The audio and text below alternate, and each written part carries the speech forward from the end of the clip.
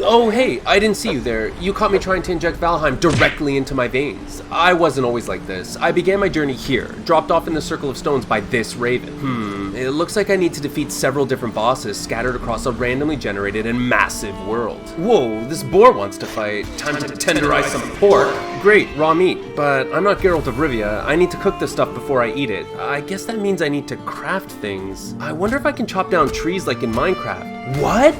This is just like Minecraft, but for adults. Amazing, I've explored a fair bit of my starter island. I've learned how to cook food and build shelter, and I found a few caves with treasures, as well as these trolls with far too little clothing. As long as I keep eating plenty of berries, mushrooms, and cooked meat, I'll keep regenerating my health and stamina, which is important since this game is really just a large elaborate stamina management simulator. Alright, let's see. I've learned how to craft a bed and some extra furniture, which improves my rested buff. Damn, this rain is really something. Maybe I need to move my fire indoors since the rain keeps putting it out. Great, this should work. Wait, what's with all the smoke? What have I done? Is campfire gonna have to choke him? Viking. Damn, that's pretty cool. The devs actually intend for me to design and build a chimney to let the smoke escape. Oh no, I think I'm getting really immersed. I had a really good time building my home and even went back to the forest like 5 times to get more wood for things I wanted to build. I haven't even explored most of this colossal map. Oh, hold on, is that a strawberry bush? I need those to feed my boars back at base. Damn, I'm already full on blueberries. Which should I keep? I guess I can throw away the blueberries since the boars don't like them as much as the strawberry. Damn it! Did I just have a conversation with myself about which berries to keep? I think I'm addicted to Valheim. No, I can quit at any time. Sure, the sun came up while I was exploring some new biomes last night, but I'm in control here. All I'm really doing is appreciating all the sweet details the devs put in. Like, I love these weather effects and the environments move and sway and merge with the unique biomes seamlessly. Sure, it's inconvenient to get wet and cold, which saps my stamina regen, but it all helps with the immersion and realism. Like the other night I ran in after a storm and tried to go to sleep, but the game wouldn't let me since I was wet. Okay,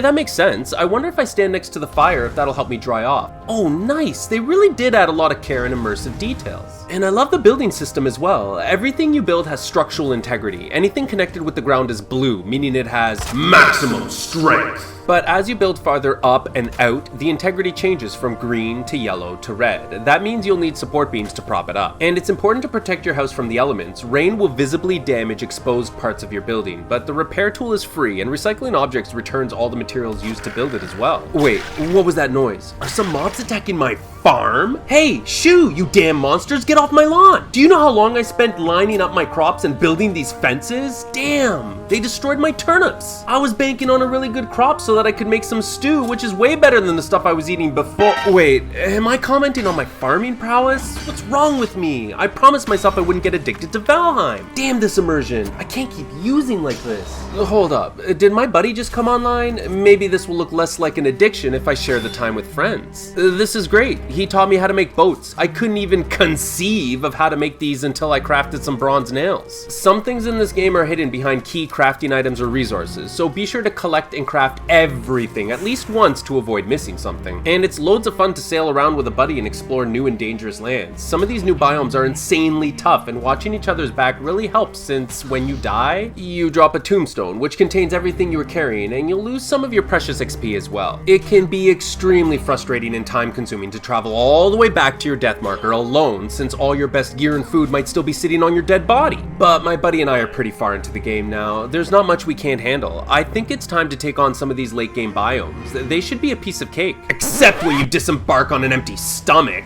I can't believe I forgot to eat before I ran into battle. I'm such an idiot. Now I have to run around naked and build a new boat and make the sail of shame just to retrieve all my stuff, which is being guarded by some of the strongest mobs in the game. Damn, just cool it, Frank. You've done this before. Seek shelter until daybreak and make sure you have the rested buff. You can't keep losing XP when you have this buff after death, and even if you die before you reach your old marker, your tombstone and gear won't disappear. Relax, there's no rush here. Take things slow and remember that this game does so many things really well. They even released a VR mod, which isn't perfect, and I hope I never get too close to a troll's seriously, where are your clothes? I just need to keep a positive attitude. Maybe I'll check up on my beehives. Oh, the bees are happy. See, there's nothing to lose my cool over. I built a base which I'm really proud of. I've defeated all the bosses, and I can't wait for future updates which promise a host of wicked additions and some new biome content. I've successfully straddled that age-old line of managing stamina and encumbrance with my decades of gaming experience, and my wife and kids haven't left me despite sinking over 100 hours and counting. If you love exploring, collecting, upgrading, building, sailing, traveling and farming in a massive procedurally generated world alone or with a bunch of friends, then you need to get Valheim. If you hate games which limit fast travel, require you to manage things like hunger and repairs, and if you aren't really fond of mining and collecting for hours to get materials for crafting and upgrading,